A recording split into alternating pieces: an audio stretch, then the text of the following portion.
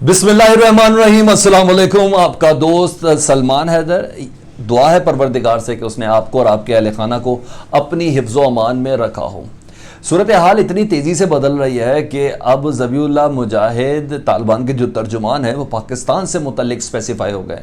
ان کا یہ کہنا کہ پاکستان میرا دوسرا گھر ہے، میرا نہیں، طالبان کا دوسرا گھر ہے، اور پاکستان کے خلاف کوئی اٹھتا ہوا قدم ہم کیسے برداشت کر سکتے ہیں۔ بھارت کو بھی انہوں نے متنبع کیا ہے۔ یہ کیا کہہ رہے ہیں؟ فریش سٹیٹمنٹ، کسی پریس کانفرنس میں نہیں، ایک انٹرویو کے دوران انہوں نے کہا، ذبیح اللہ مجاہد کا کوٹ ان کوٹ کریں گے اسی ویڈیو کے اندر۔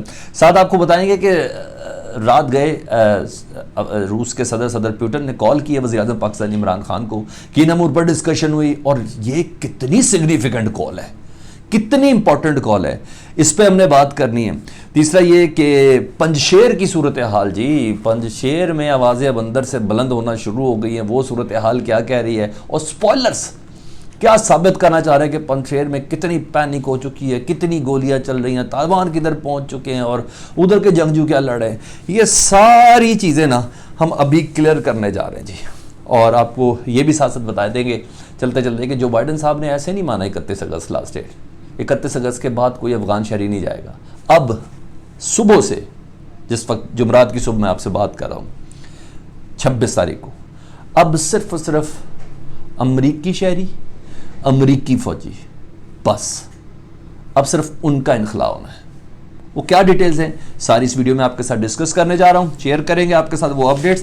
اگر پہلی بار چینل دیکھ رہے ہیں تو ریکویسٹ ہے، درخواست ہے کہ چینل سبسکرائب کر لیں، یہ بٹن دبا دیں، کوئی آپ کا خرچہ نہیں ہونا، ٹھیک ہے جی۔ ڈیٹیلز کی جانب بڑھ جاتے ہیں۔ سب سے پہلے میں امریکہ سے شروع کرتے تھے۔ جو بائیڈن صاحب نے نا دراصل یہ طالبان کے ذبیح اللہ مجاہد کے اور طالبان ترجمان کی ڈیڈ لائن جو تھی، وہ جو ریڈ لائن کراس ہو گئی، اس سے متعلق تو سب کہا تھا اور اس کو کنسیڈر بھی کیا گیا تھا۔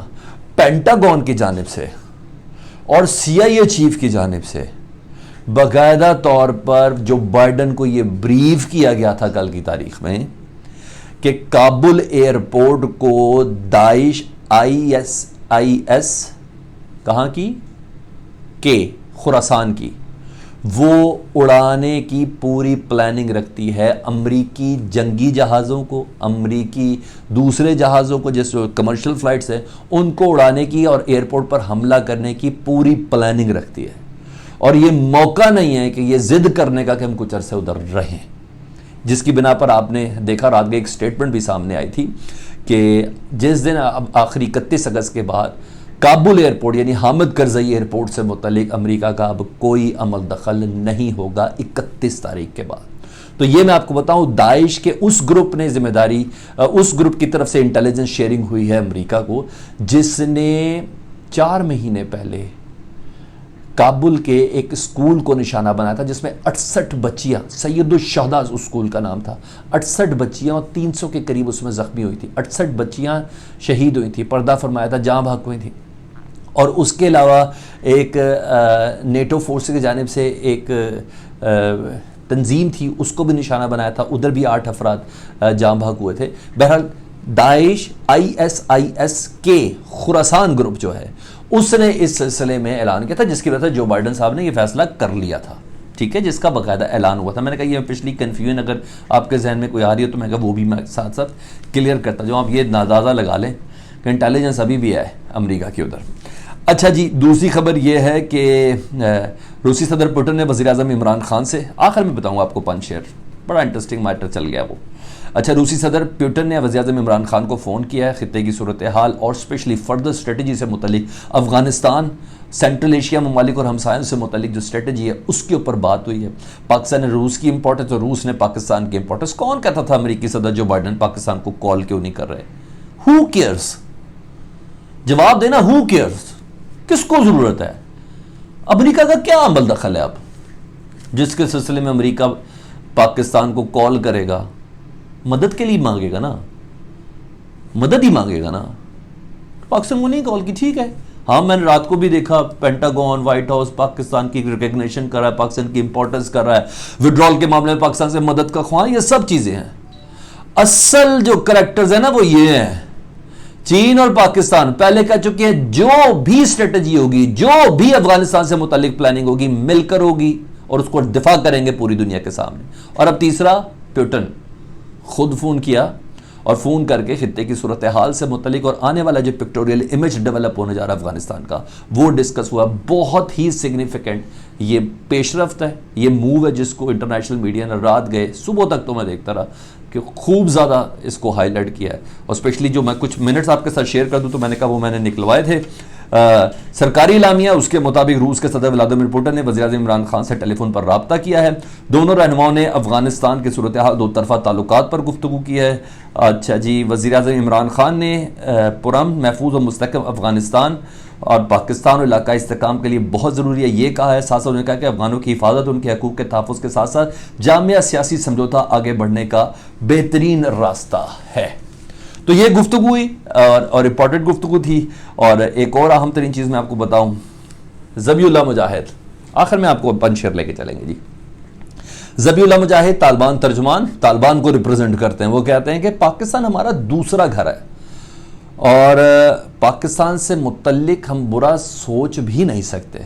اور افغانستان کی سرزمین، اب وہ خطے کی نہیں کسی اور ملک کی تو بات کر ہی رہے ہیں وہ ساتھ ساتھ کہ ہماری سرزمین خطے کے کسی ملک کے لیے اس خلاف استعمال نہیں کی، وہ تو سب کہہ ہی رہے ہیں.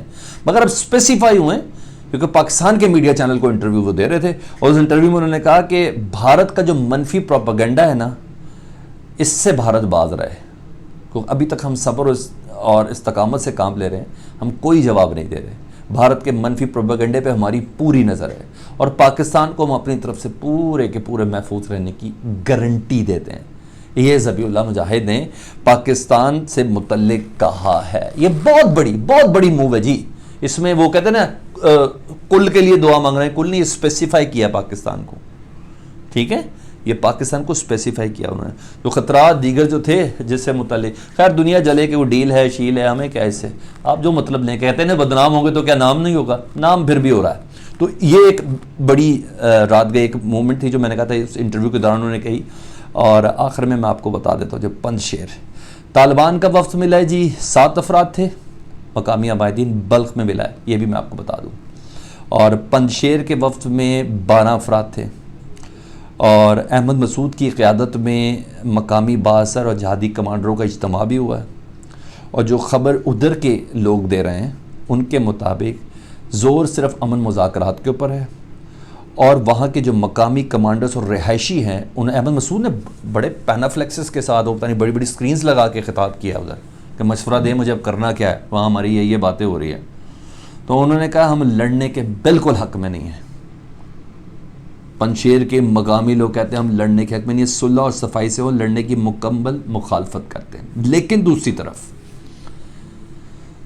احمد مسعود نے BBC فارسی کو بھی انٹرویو دیا. اس کے مندرجات یہ ہے کہ پنشیر ایک چھوٹے سے جغرافیہ نہیں ہے جس کے لیے ہم لڑ رہے ہیں. یہ انہوں نے بولا. انہوں نے کہا مذاکرات جاری ہیں اور اچھے نتائج کی بھی توقع ہے، یہ احمد مسعود نے کہا. اچھا ساتھ ساتھ کچھ اطلاعاتی سپوائلرز کا بھی تھوڑا میں ذکر کر دوں نا. سپوائلرز میں کچھ ایسے لوگ بھی وہ کہہ رہے ہیں کہ گولی گھولی چلی ہے تھوڑی بہت، پنشیر کے اندر داخل ہوئے ہیں باہر کے شہری علاقے کے اندر، شہر کے کنارے کے اندر، پنشیر کے اندر شہر کے کنارے کے اندر طالبان داخل ہوئے ہیں اور فوٹیج بھی مجھے موصول ہوئی ہے. بالکل ایسا ہے جس پہ یہ کہہ رہے ہیں طالبان کہ شہر کے باہر کے علاقے میں موجود ہیں اور اعلیٰ قیادت کے اگلے حکم کا انتظار ہے. صرف 4 گھنٹے ریکوائرڈ ہیں. یہ جنگجو کہہ رہے ہیں طالبان کہ صرف 4 گھنٹے ریکوائرڈ ہے، پنشیر پورے کا پورا ہماری مٹھی میں ہوگا، لیکن ہم اعلیٰ قیادت کے اگلے حکم کا انتظار کر رہے ہیں. یہ انہوں نے کہا ہے جی. اور اس کا ریفرنس ہے سپوتنک، یہ میں آپ کو بتا رہا ہوں، رشین میڈیا ایجنسی ہے. اور ہاں جی اس دوران نا بھارتی میڈیا بتاؤں گا کیا رہا ہے، مجاہدین نے حملہ کیا، طالبان نے حملہ کیا اور جو پنشیر کے جنگجوؤں نے ان کو منہ توڑ جواب دیا اور درجنوں طالبان مار دیے. کوئی پروف نہیں دیا، کوئی ثبوت نہیں دیا. شاید ان کے پاس ہے، ہمارے پاس نہیں. ہم پوری دنیا کا میڈیا کھپ گئے ہیں دیکھ کے کہ کوئی گولی چلی ہو کچھ ہو. ہماری تو دعا ہے پروردگار ایسا نہ ہو، مکمل افہام و تفہیم کے ساتھ. تو یہ وہ اپڈیٹس تھی تو میں نے کہا میں آپ کے ساتھ شیئر کر لوں. تسلی رکھیں، انشاءاللہ تعالی پروردگار اپنا کرم ہی کرم رکھے گا. ایک خون کا قطرہ نہیں بہنا اور یہ معاملہ افہام و تفہیم سے ہی حل ہوگا. کسی پینک کی طرف ڈرون کے حملے ہو گئے، ہیلی کاپٹر سے مانیٹرنگ شروع ہو گئی، ایسا کچھ نہیں ہو رہا اور انشاءاللہ تعالی نہیں ہوگا. میری تو یہی دعا ہے اور مجھے گراؤنڈ میں بھی یہی لگ رہا ہے کیونکہ اب 2 سیشن ہو چکے، اب آخری سیشن ہے جو آج ہونا ہے دن میں کسی پہر، اور اس میں یہ معاملہ انشاءاللہ تعالی اپنے اچھے انجام کی طرف پہنچے گا۔ یہ اپڈیٹس ہی میں آپ کے ساتھ شیئر کر دوں۔ ایک بار پھر سے ریکویسٹ، چینل پہلی بار دیکھ رہے ہیں تو سبسکرائب کر دیں، بیل آئیکن دبا دیں، اور کمنٹس پلیز، کمنٹس سے مجھے ضرور آگاہ کیجیے گا، اور آپ کے سوال مجھے بہت اچھے لگتے ہیں۔ اپنا بہت خیال رکھیں۔ اللہم صلی علی محمد و آل محمد۔